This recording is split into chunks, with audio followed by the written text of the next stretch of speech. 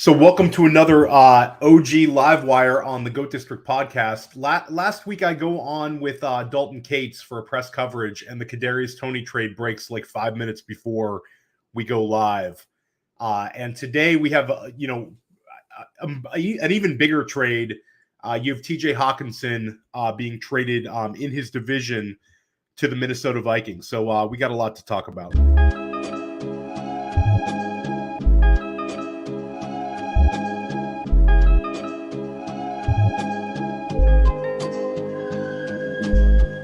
GOAT District, you know the Pope listens. Dynasty, our religion, for the blokes missing. On all of these trades, on all of these plays, on all of these grades. By the end of the day, y'all getting played. So, what you gonna do next? Try to fill up that flex? Send the homie a text? That trash offers the best? You try to make it complex, then they text you back. Now all of a sudden they don't make any sense. Broaden your horizons, boy. Dynasty's not for the Simons, boy. These trades not for consignment, boy. Respect your opponent, y'all some piranhas, boy. This my advice, from me to you. Open up your cute little podcast queue. Search up GOAT District, my dude. Pop it in your ear, man, y'all know what to do. It's the... And I always be traded. And I always be traded. And I always be trading. Y'all try to betray them, but first you gotta bait them. Fish.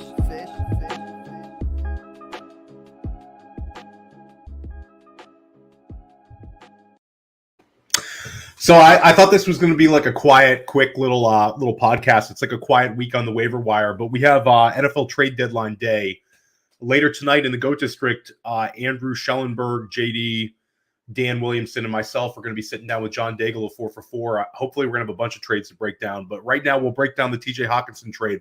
So TJ Hawkinson gets traded in his division to Minnesota.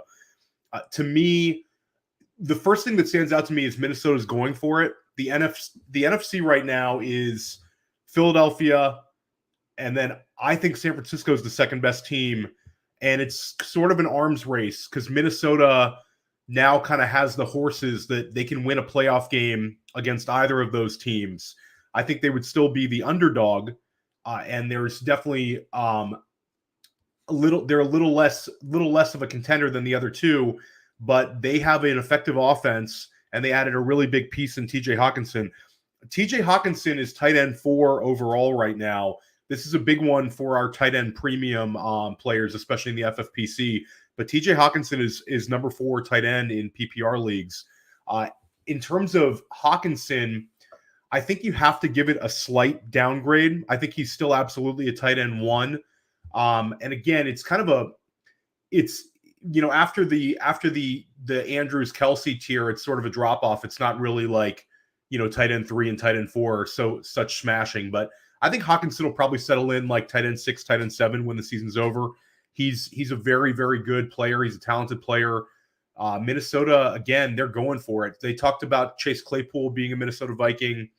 That looks like it's not going to happen. But they add another big piece to the puzzle. So it's, KJ Osborne was on the field a ton this past week, and they were in 3 wide receiver sets a lot. Obviously, they are very strong at the running back position with Dalvin Cook.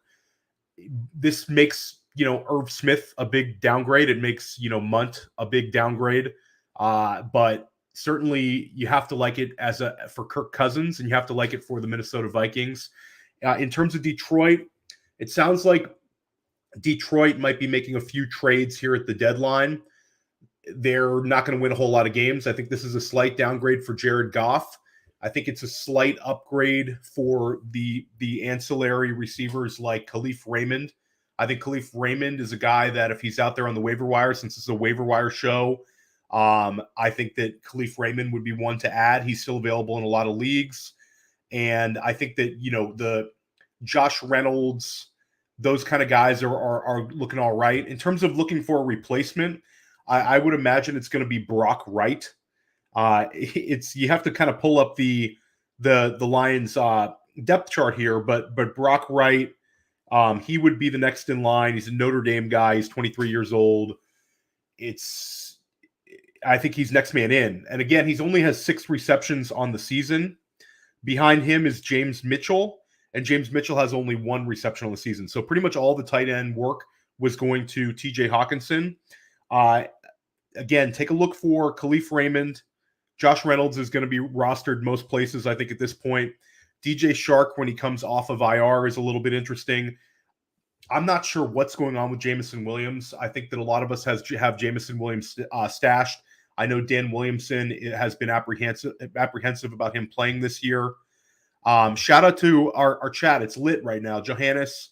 Yep, it's Brock Wright. And then shout out to 1912.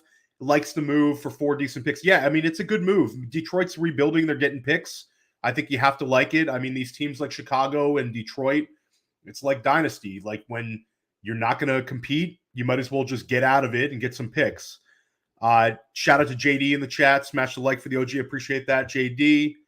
Shout out to Jose Pena. So basically, this is wild. I hope we get another trade while we're on the air here. But we're going to go ahead and jump into the waiver wire. This week is crazy because you have 6 teams on bye. We call it BYE-MAGGEDON in the GOAT District. Cleveland, Dallas, Denver, the Giants, the Steelers, and the 49ers are all on bye week. So this is a huge, impactful week for fantasy. Nick Chubb and Amari Cooper aren't available to you. Hopefully you get David Njoku coming back after the bye. The Harrison Bryant experiment did not seem to work last night. They didn't target him at all. Pour one out for my fab dollars I spent on Harrison Bryant. And I wrote about him in 2 waiver wire columns, and I also spoke about him here. So I think that dream has ended. Dallas, again, they looked awesome this past week. Tony Pollard got the rock. We're going to talk about that a little bit with John Daigle later tonight, but he had 3 touchdowns. The Cowboys scored 49 points, but you're going to have no Dak Prescott, no CeeDee Lamb, no Dalton Schultz, no Tony Pollard, no Zeke. Denver, Dulcich has been a guy we've talked about on this show a lot, and also a guy I've written about a lot. He looks awesome. That's sort of like a waiver wire hit for us this year. It was not a hard one to pick out. I think he's a very talented guy. It's nothing special that we did, but we just identified a talented guy who started the year hurt and encouraged you to pick him up. Hopefully you did. He had another nice week this past week. He had 4 catches. He went over 80 yards. It could have been a lot more. He was tackled at like the 2-yard line on a long reception. Pittsburgh's a mess. They're on bye. They've got to get it together. Deontay Johnson has been a difficult guy to start. There might be a move where Chase Claypool's traded today. George Pickens had a goose egg this past week. Najee Harris looks just terrible. The Giants are on bye again, so you lose Saquon this week. You lose Christian McCaffrey this week, and gosh, he looks amazing. So the San Francisco one is a big one. So, we talk about being a week ahead, sometimes 2 weeks ahead. All the very successful high-stakes players we've had on the GOAT District in these high-stakes roundtables have talked about how to handle the bye weeks. You want to look 2 weeks ahead, try to get in front of it, or you end up with a situation like this where you might have a ton of guys on bye this week, and it might be difficult for you to field the lineup. And it also might be difficult for you where you might have to cut someone that you don't want to cut. That's something you have to weigh, the opportunity cost of, do I want to punt the week or I might have to cut 2 guys? I mean, those kind of things happen. It's a difficult thing to do, but be careful about who you cut, especially with the trade deadline coming up where certain guys' values are going to kind of move up and down here. As a look ahead, next week is Baltimore, Cincinnati, New England, and the New York Jets on the bye week. And then 2 weeks from now is Jacksonville, New England, Seattle, and Tampa Bay. So you want to try to get ahead of it. This past week was really a fun one.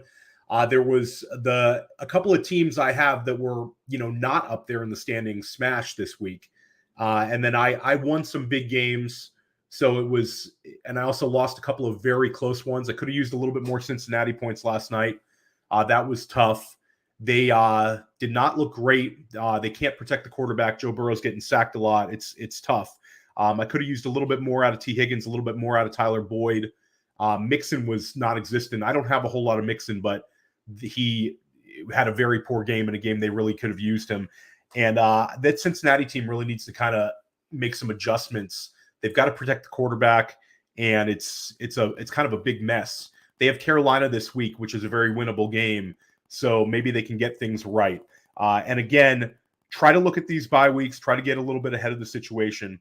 We're only talking about guys who are rostered in 25% or less of Yahoo leagues. That's my cutoff for my article, and that's going to be my cutoff for this show. So obviously you want to check and see certain leagues. Like I have one league where, it's a more shallow home league where I might look for a guy like Justin Fields, one of these type guys. That's not going to be available to you. The Geno Smiths, the Jared Goffs are going to be rostered in most of your leagues that we're talking about.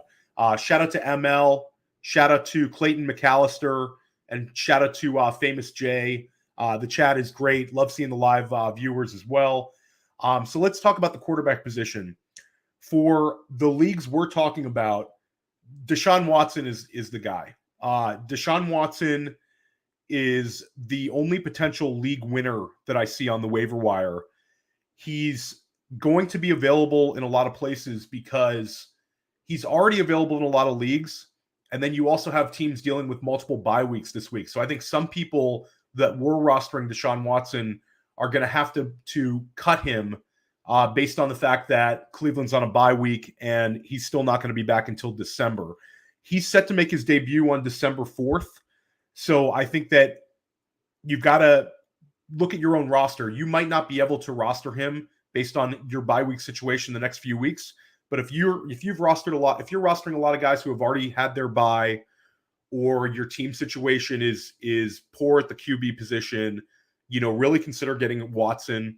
If you've been getting by with like the Geno Smith types, that's the kind of move I want to make. I want to get Deshaun Watson. You already see in Cleveland, Amari Cooper, Donovan Peoples-Jones, David Njoku, David Bell's coming on a little bit, and they have the great running game with Nick Chubb. Not sure what's going to happen with Kareem Hunt today, but Watson's coming into a nice situation. I think you can consider him like a top 8 quarterback to end the season. I think that's a reasonable expectation for him. And I think his floor would be like QB 12. He's a QB 1. He's a talented guy in a good situation. We're not playing, hey, we love guys off the field here. We're playing fantasy football. So go and get Deshaun Watson and try to keep him on your roster. Andy Dalton would be the one that would be a little bit more short term. Dalton threw for 2 touchdown passes again this week. They completely shut out the Raiders. The Raiders are absolutely reeling here. But the Saints, they have another kind of nice matchup this week at home. And you see Alvin Kamara getting unlocked here. I think that with Chris Olave and Alvin Kamara, Dalton is a guy that's got good weapons around him. You also have some people theorizing that Dalton is going to be kept as QB because Kamara plays better with Dalton, and Dalton actually targets Kamara. It wasn't working with Jameis Winston. So I was of the opinion that Jameis Winston was going to take his job back when he comes back. I don't know if that's the case. I think it's Andy Dalton. Jimmy Garoppolo, he's a guy that'll get cut this week in some leagues because of the bye. Again, you know what you're getting with Jimmy Garoppolo. He's going to finish somewhere between quarterback 14 and quarterback 20 most seasons. He's a guy who kind of manages the ship and doesn't really elevate your situation. But if you understand that and you need a guy who can be a QB2, he's passed for 2 touchdowns now for multiple weeks. I believe it's like 4 straight weeks of 2 straight touchdown passes. And again, he has maybe the best weapon in fantasy football again. With Christian McCaffrey looks completely locked in. He's got Brandon Ayuk, he's got George Kittle, and then hopefully Debo coming back. So Jimmy Garoppolo is kind of your safety blanket quarterback ad. Running back wise, Jalen Warren outgained Najee Harris again this past week. People kind of get on me on when I tweeted that. They say it's garbage time. It's a misleading stat, but anybody watching the game, Warren looks like he has the juice. Najee looks like he's playing with like a weighted vest on, like a CrossFit 25-pound weighted vest. And he's running with 25 pounds of extra, weight on his shoulders. And it's like, at some point, you've got to make it a complete split. And I think they might be headed in that direction. Like, Mike Tomlin's not a throw in the towel kind of guy. Mike Tomlin has a bye week. He's going to try to get things right this week. And I think it could be a little more Jalen Warren after the bye. Always remember that Mike Tomlin, post-bye week, was when we saw the Chase Claypool explosion. Jalen Warren is not that sort of player, but I think he could be a RB3, definitely an RB4 type post buy if they get him the work. He's shifty. He looks explosive. If they got him a few more extra touches a game, he could be a guy that could be like a 10-point per game guy post buy. I believe he has it in him. Caleb Huntley rushed for 91 yards on 16 carries this past weekend. The Falcons, we want to criticize Arthur Smith. I certainly do it. I'm not a fan of his. Basically, the Kyle Pitts and Drake London, how he uses those guys, I think it's ridiculous. But Caleb Huntley, he's maxing out. Huntley runs extremely hard. He's a 230-pound running back. They sort of have something going here with Tyler Algier and Huntley. Algier is seeing more receiving work. Algier might be a little bit more talented guy, more of a natural runner, but Huntley runs extremely hard. He's a Florida guy. He's interesting. And I think that if he's going to be getting 15 carries, 14 carries, 16 carries here and there, I think he's a guy that should be rostered on all of these leagues. He should not be on waiver wires. They have a great matchup against Los Angeles this week. The Chargers cannot stop the run. Huntley is a guy that you can roll with. I still include Damian Williams in my article. Damian Williams, grab him for $1. People are kind of under the radar on him, but the way that they're using the running backs in Atlanta, if they decide to go with Damian Williams, it could be a better role than some people are imagining. Remember, he was getting a lot of work week 1. So when he comes back from injury, it could bring Algier and Huntley down a little bit. And obviously Cordero Patterson's going to be back soon. So this Atlanta backfield could be very crowded, but they are committed to getting running backs touches. So, I want to have as many Atlanta running backs as possible, as crazy as that sounds. I'll throw out Dwayne Washington. Mark Ingram went down with an MCL sprain. They say 3 to 4 weeks. Anytime somebody says a month for an older back, I would tend to lean on the longer side. So, Mark Ingram might be out for 6 weeks here. Dwayne Washington is nothing special, but he is going to be the backup to Alvin Kamara. We want to roster handcuff running backs whenever possible because it is a long season. Guys don't usually play the full year, and Washington might have his opportunities, and he certainly is going to get a few touches. Getting to the chat real quick, shout out to Famous J. Famous J is saying that Tomlin also could be managing Najee's foot injury. Yeah, I'm sure he is. Najee is definitely banged up, but at the end of the day, he's out there playing, and we have to judge him by how he looks. Shout out to ML. I bet Taysom Hill gets a bunch of carries now. Yeah, I think that would make sense. Taysom Hill is definitely a guy that we've talked about on this show before, and I think Taysom Hill being in the Wildcat to kind of relieve Kamara makes a lot of sense. But if Kamara were to go down, Dwayne Washington would be the next man in. We'll keep going with Justice Hill.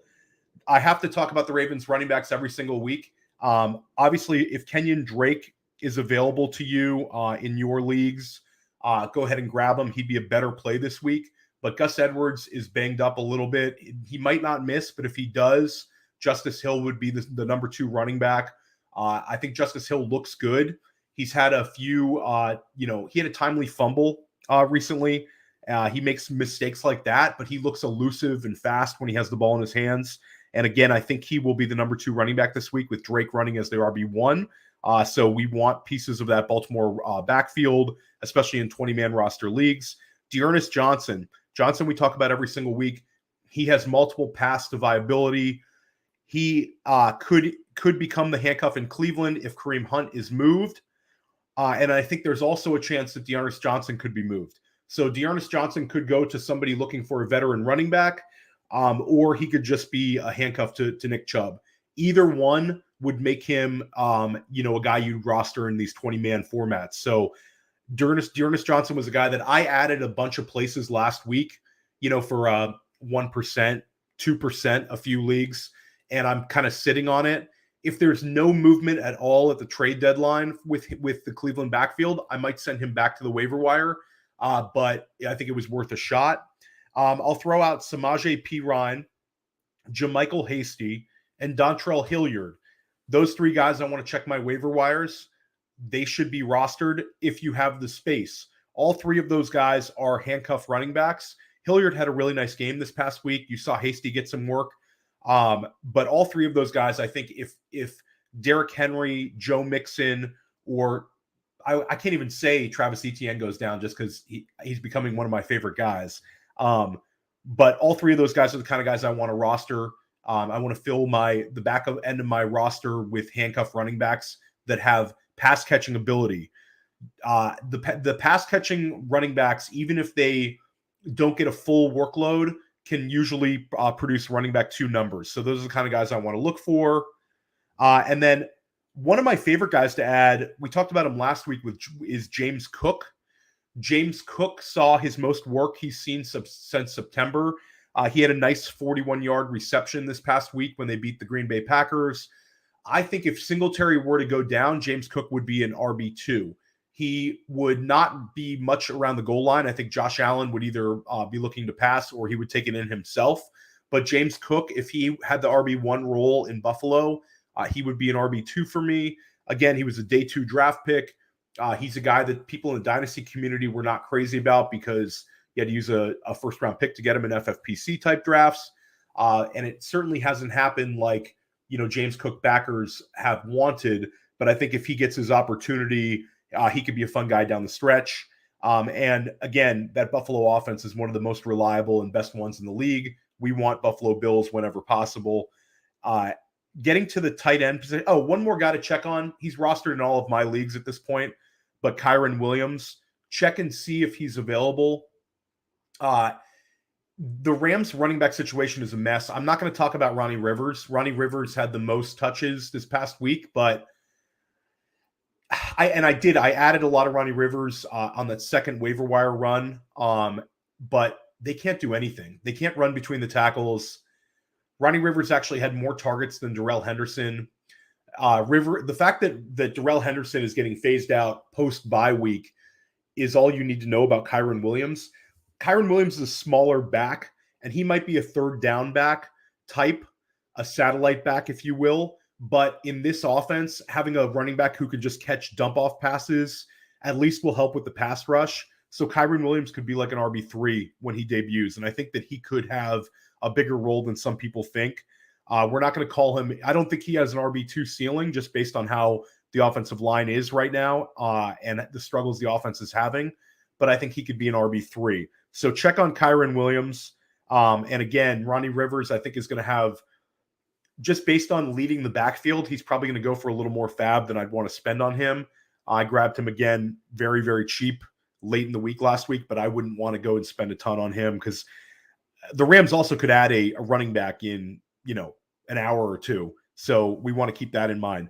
The tight end position is actually really fun this week. Isaiah Likely had a smash game, 6 catches, 77 yards, and a touchdown when Mark Andrews went down this past week. Likely looks really, really good. He is able to make people miss in the open field, even though he's not a burner. He's got a shiftiness to him that is really fun to watch. I know that he was like he tested poorly, and some people didn't like him in the dynasty community, but excuse me, the guy is he's shifty. He catches the ball. He's got some wide receiver type skills. If Mark Andrews is supposed to play this week, he's not supposed to miss. But with the bye week coming up, I wonder if they don't just sit him or they give him less work and they use a lot of Likely. Even if Mark Andrews plays, I think you want to go and add Isaiah Likely, especially in tight end premium formats, because Rashad Bateman is now set to miss, and the wide receiver situation in Baltimore is sort of a mess. There's a lot of guys who are kind of Jags. They added Deshaun Jackson. We'll talk about him in a second, but Isaiah Likely would be one that I'd be kind of aggressive going for this week. I think that he could be a large fab bid type guy in a lot of these FFPC formats, but I still would want to price check him. I think he's worth like 15%, and I think he'll probably go for more than that. Harrison Bryant, pour one out. We're not going to talk about him. Tyler Conklin, it's like a roller coaster ride here. Conklin was a guy we talked about on this podcast. I wrote about in my waiver wire article on Player Profiler.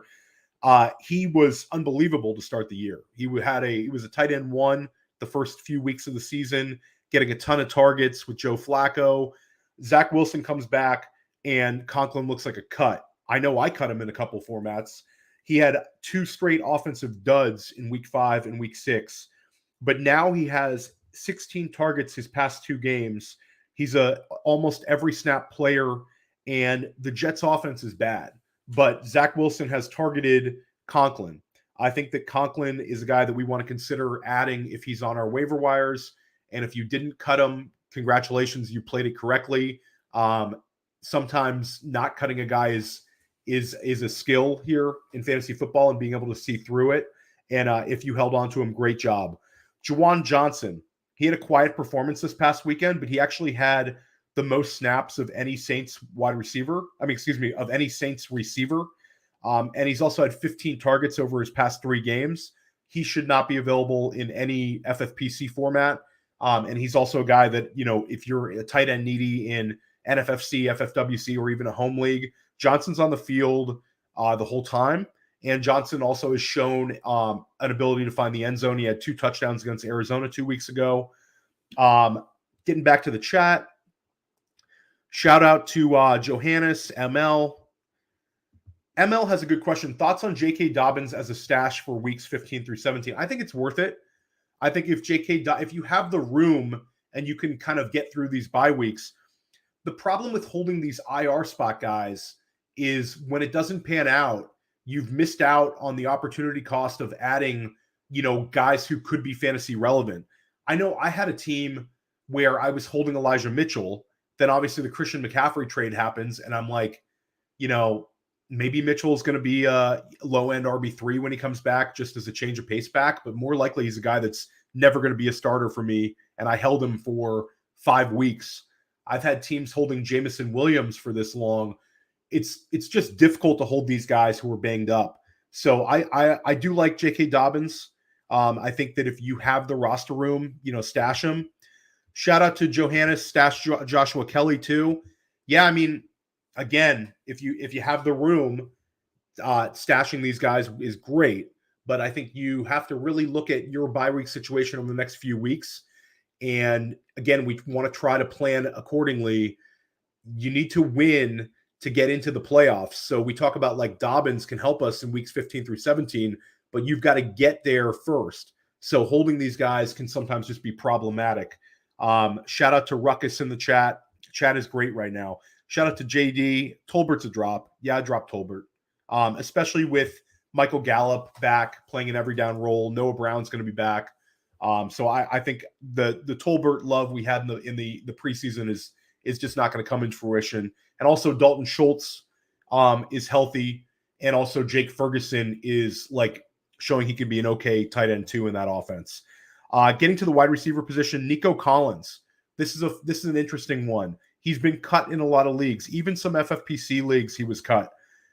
He's got a groin injury. He was out this past week, but Brandon Cooks could get traded over the next few hours. If Brandon Cooks is traded, Nico Collins would be the de facto wide receiver 1 in probably the worst offense in the entire NFL, but he would still be a wide receiver 1.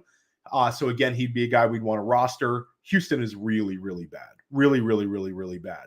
But again, he could see 6-7 targets a week to end the season. So that's something we don't want to ignore. They don't have anything in Houston. It's bad. It's really bad. It's like Dameon Pierce and nothing. And that team seems to have no game plan. They were completely beat down by the Titans. It was like a 2-touchdown game the whole game, it seemed. And Houston can't do a thing. Darius Slayton has now led the Giants in receiving yardage for 3 of his past 4 weeks. He's a wide receiver 4. I think moving forward, he's a guy you can treat as a wide receiver 4. He is not exciting, but he's a guy that during bye weeks I can throw in the lineup and I can expect 50 yards or so and a few receptions and the chance that he falls into the end zone. It's a low end guy to use, but again, he's got a floor that he's displayed now for 3 out of 4 straight weeks. So, in our deeper formats, Darius Slayton should be rostered. DeAndre Carter is an interesting one. Josh Palmer is going to be rostered in all of the leagues that, the people that tuning in here right now are paying attention to. Oh, and shout out to Johannes. FFPC has IR spots, yes, for the dynasty, but not for our main event teams and our football guys teams. So it's yeah, Johannes 100% for Dynasty. It's a different ball game. You have all these IR spots. It's awesome. It's not awesome when I have all 3 spots full. I have one team that was a monster 6-1 Dynasty team that has now lost Breece Hall and lost Hollywood Brown, and things are looking not quite as good as a couple weeks ago with all those guys on IR. But shout out to Johannes. She's absolutely right. DeAndre Carter, getting back to him, Keenan Allen might not be fully healthy. So I think that we'll kind of know a lot about Allen post-bye based on his snap share, but I'm going to go on the assumption that he's not fully healthy. Josh Palmer should be on the field the whole time. Treat Palmer like a wide receiver 3 this week with no Mike Williams. But if Keenan Allen is kind of slow here off post-bye, then DeAndre Carter is interesting. Carter could be on the field for 2 wide receiver sets at times, and he'll be on the field for 3 wide receiver sets all the time. So Carter's a guy that I think should be rostered in a lot of these deeper formats. Mac Hollins has had 2 productive weeks in a row. There's bad stuff going on with these Raiders. They just got completely shut down with the Saints. Josh Jacobs came down to earth. Devontae Adams is not putting up big numbers. They can't seem to get Hunter Renfrow going. Maybe Josh McDaniels is just kind of a fraud as a head coach. I think we can start exploring that. I mean, we saw the writing on the wall during his first times as head coach, first stint as head coach, and now you're kind of seeing it again with Las Vegas. But that was really, really bad against the Saints. But that being said, Mac Hollins has had 2 productive games in a row. He had 7 catches, 64 yards this past week, and he found the end zone the week before. So with Waller banged up and Renfrow not going, Hollins is a guy that you can keep on your fantasy benches, but he's a guy that you can add for cheap off the wire. We talked about Khalif Raymond. If he's available, I think he sees a bump up with no TJ Hawkinson. And again, Josh Reynolds, he's rostered in most of these leagues, but if he's available, I think he sees a slight bump up. Brock Wright, I'm not sure he's going to put up much. So I would look more to the wide receiver position in Detroit. Getting back to wide receivers, Demarcus Robinson and Deshaun Jackson, I put them both in my article. Robinson had the big game this past Thursday night. I mean, he's a Jag. He's a journeyman. He was with Kansas City for a while. He was cut from Chicago this year and then matriculates in Baltimore. Excuse me, cut from Las Vegas, matriculates in Baltimore. Has a big game this past Thursday night when Bateman was banged up. He had 8 targets this past week, and he was great in the first half. But he's a Jag. We kind of know what he is. Again, but I don't know your league. Like in some of these NFFC and FFWC formats, Robinson's going to be picked up in a lot of them because they're so wide receiver heavy that any wide receiver who's kind of viable should be scooped up. Deshaun Jackson would be the guy that I'd be more interested in taking a shot on. If he has a little bit of juice, he could find a role in this offense. And Deshaun Jackson, if you've ever rostered him in fantasy, you know that he can break off a big one. And that's kind of what his MO. His days of being a fantasy starter are over, but let's see kind of the role he gains in Baltimore. I don't think these guys sign, and come off the street if they don't think that they're going to have a little bit of an opportunity. So we'll see what happens there. Terrace Marshall, an old Dan Williamson favorite in the GOAT district, a guy that we had huge hopes for coming out of LSU. It hasn't happened yet in his career, but he had his best game of his career this past week. He had 87 yards receiving on 9 targets. He had a 25% target share, and Carolina had one of its highest scoring games in a while against Atlanta. That game was a shootout. Marshall's interesting. He was on the field the whole time, and I think that they're going to see what they have in him for the rest of the year. So, in these deeper wide receiver heavy formats, he's going to be rostered in all of them. I think that you want to take a shot on him and kind of see where this thing goes. Again, this was a guy who in college was playing alongside Jamar Chase and Justin Jefferson, and he was on the field and he was catching balls. So like he was a big time draft pick for Carolina. He had big time moments in the preseason, and then the Matt Rule era, they didn't do anything with him. I think he's a bust at this point, but he's got a chance to kind of regain a lot of dynasty value over the second half of the season. He's a guy that I'm interested in adding. I don't think you're going to have to spend a whole lot on him, but I think he's a guy that, I would want to get and kind of see where this thing goes.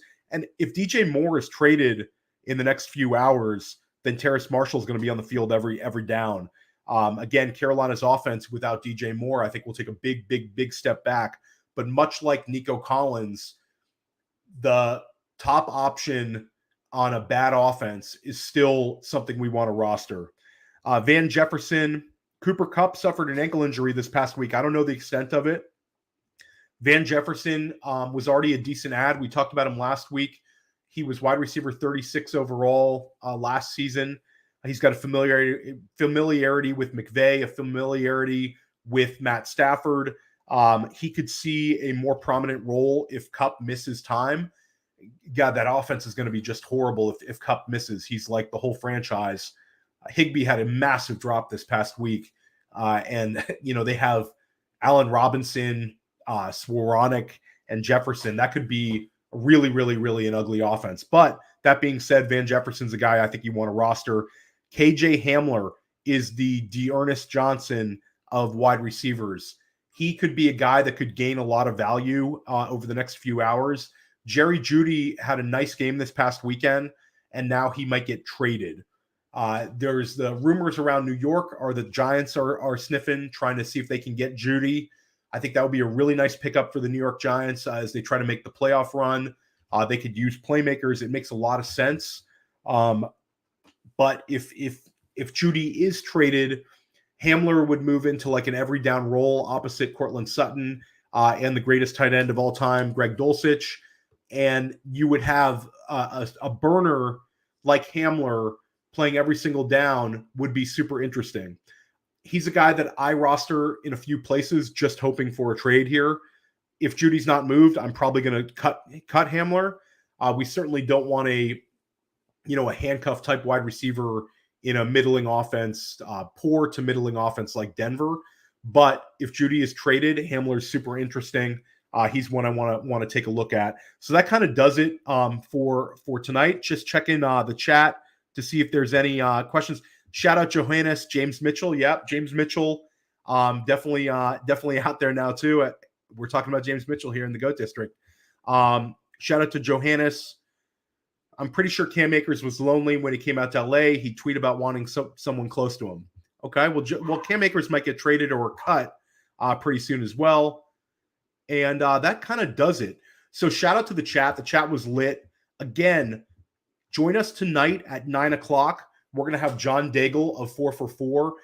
I'm sure you're following John Daigle if you follow the GOAT District. Daigle is one of my favorite people in fantasy. Great guy, great analyst. He always brings something sharp to our podcast whenever he joins us in the GOAT District. And he's been in the GOAT District now maybe 4 or 5 times. Every time he's on, it's awesome. We also have Andrew Schellenberg joining us tonight. We're going to have a full house. We're going to have a lot to talk about. Thanks for tuning in, and I will see you guys later.